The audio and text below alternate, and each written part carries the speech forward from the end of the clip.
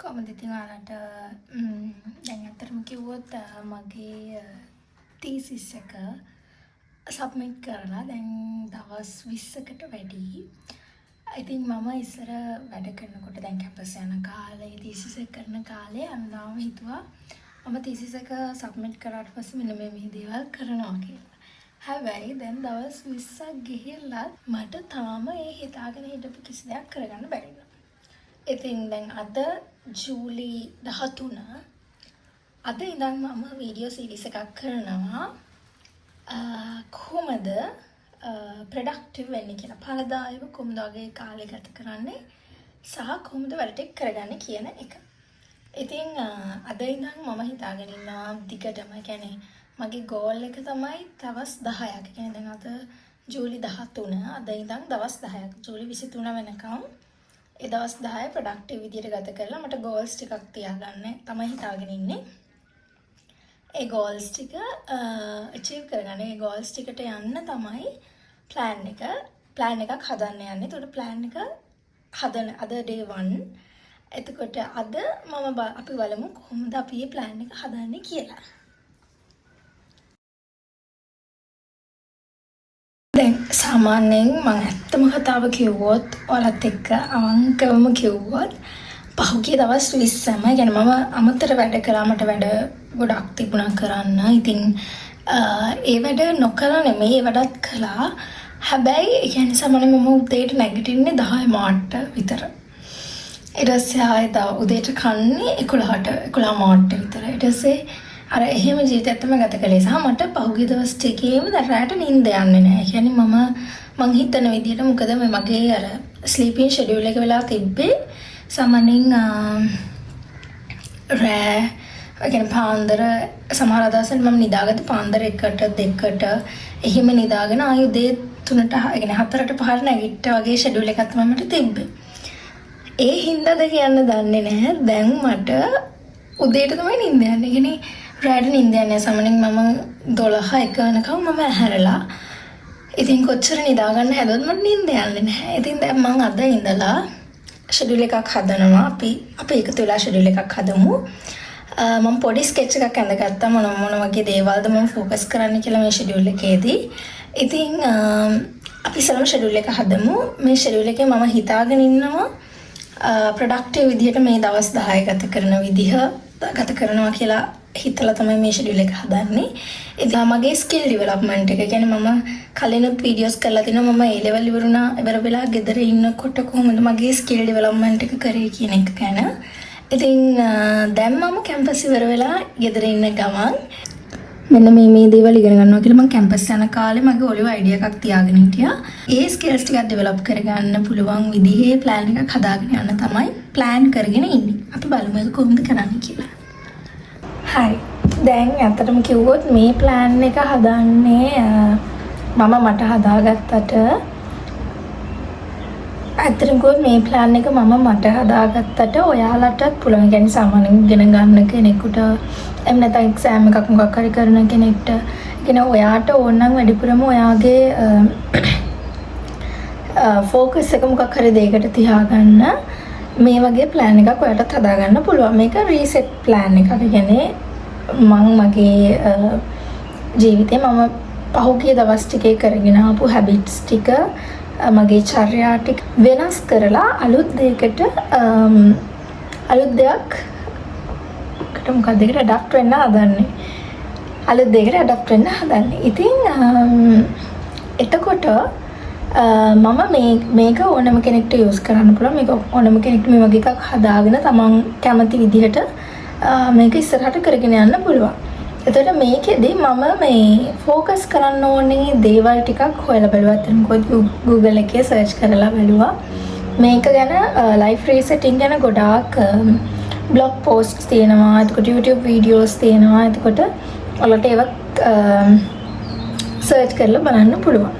එතකොට මම හදාගත්ත සහ මට අවශ්‍ය කරන ඒරියාස් 7ක් මම ජොට් ඩවුන් කරගත්තා. එතකොට මුලින්ම මගේ ෆිසිකල් හෙල්ත් මගේ ෆිසිකල් හෙල්ත් එක කියලා කියන්නේ මම එතනදී මගේ කෑම ගැන කියන්නේ මම මේ පහුගිය දවස් ටිකේම මගේ උදේ කෑම දවල්ට කන්නේ දවල් කෑම හවස් වෙලා ගන්නෙ. ඊපස්සේ එතකොට රැයට මට කියන්නේ කන්න අමාරුයි ලොකු දෙයක්. එතකොට රැයට මොන හරි පොඩි දෙයක් කනවා. අර එහෙම රූටින් එකක් තමයි මම කරගෙන ගියේ පහුගිය දවස් ටිකේ. මටම හිතෙනවා ඒක හරියන්නේ නැහැ කියලා. මොකද පහුගිය මාස 6 විතර කාලෙකනේ කැම්පස් එකේ වැඩයි ඔක්කොමත් එක්ක මගේ බර ගොඩක් අඩු වෙලා තියෙනවා. ඉතින් ඒ නිසා මම හිතාගෙන ඉන්නවා මගේ බර වැඩි කරගන්න. ඒකට ගැළපෙන විදිහේ කෑම සහ එක්සර්සයිස් කරනවා කියලා මම හිතාගෙන ඉන්නවා. බලමු. එක්සර්සයිස් කරන්න ආසයි. හැබැයි බලමු. ඒක මම හිතා එහෙම ජිම් යන්න තරම් එහෙම එකක් නැහැ මට. මේ නිකන් අර නිකන් පොඩි නිකන් අර zumba වගේ එකක් YouTube එකේ එහෙම නැත්නම් යෝගා මොන හරි එහෙම තමයි හිතාගෙන ඉන්නේ. එතකොට අනිත් දේ තමයි physical health කිව්වම මගේ නිින්ද. නිින්දට මම වැඩි ඉඩක් දෙන්න කියලා හිතාගෙන ඉන්නවා. ඒ කියන්නේ රෑ 10ට නිදා ගන්නවා වගේ routine එකක් මොනවාද ප්‍රැක්ටිස් කරන්න කියලා හිතාගෙන ඉන්නවා. ඉතින් අපි බලමු. එතකොට second එක තමයි mental health. ඒ කියන්නේ මානසික සෞඛ්‍යය. එතකොට මානසික සෞඛ්‍ය කියන එක මම පහුගිය කාලේ ගොඩාක් ස්ට්‍රෙස් වෙලා ඉඳලා එහෙම එපා වෙලා එහෙම වෙලා තිබුණ නිසා මට ගොඩක් දේවල් කරන්න බැරි වුණා. මම මේ අවුරුද්ද පටන් ගන්නකොට ජර්නල් එකක් කරන්න පටන් ගත්තා. මට හැබැයි ඒක මාස දෙකකින් කරන්න බැරි වුණා. එකක් රිසර්ච් එක නිසා අනිත් එක මයි මාසේ මට ගොඩාක් වැඩ තිබුණා. ඒ කියන්නේ මගේ කැම්පස් එකේ අන්තිම වැඩ ටික. ඉතින් ඒකත් එක්ක මට කරගන්න බැරි වුණා. ඉතින් ජර්නල් එකත් ආයෙමත් රීස්ටාර්ට් කරන්න පටන් හිතාගෙන ඉන්නවා.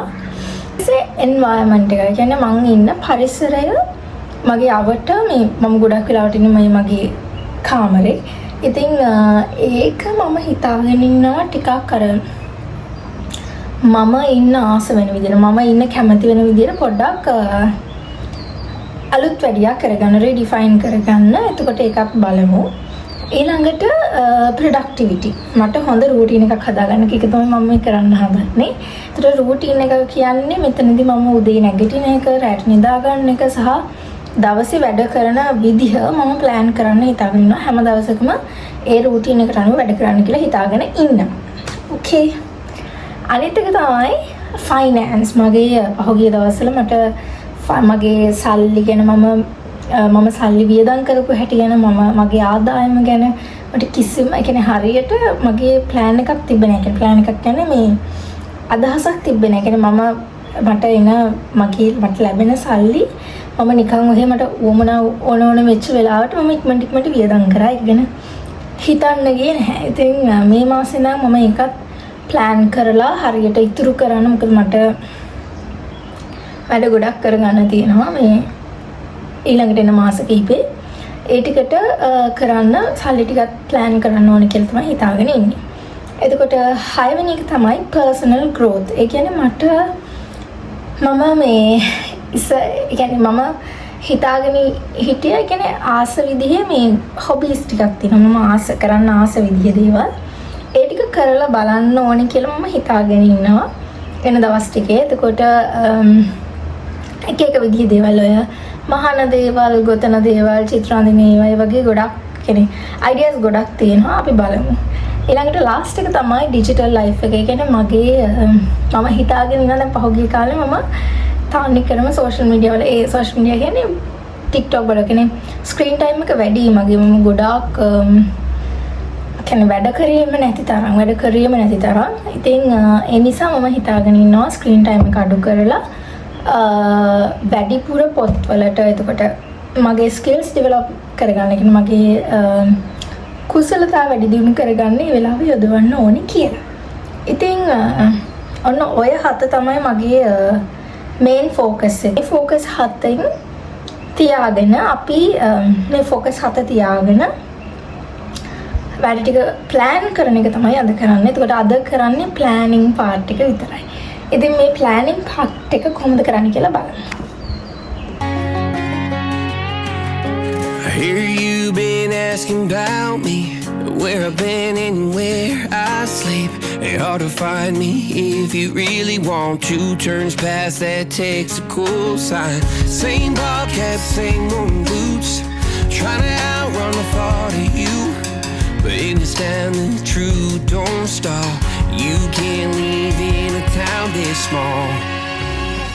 You can change your mind but not your past. Every mile just feels like moving half. You can change my name in your phone.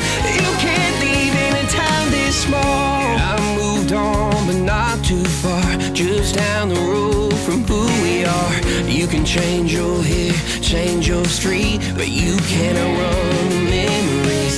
Nah, I ain't mad, I just laugh sometimes. How love can fade, but this town stays mine. They say small towns just don't forget. ඔන්න මම පොඩි daily plan එකක් හදාගත්තා. මේක හදාගත්තේ Canva use කරලා.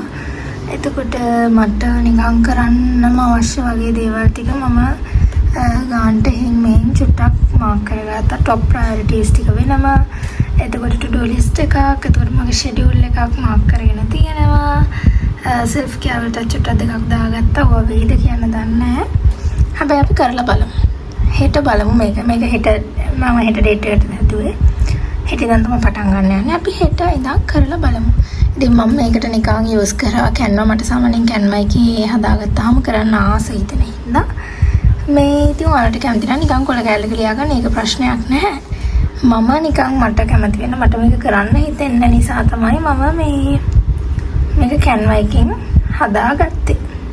එහෙනම් අපි හෙට බලමු මොකද මේ මගේ ප්ලෑන් එකට වෙන්නේ කියලා. ප්ලෑන් එක හරියට වෙන්න කරගන්න පුළුවන්ද කියලා.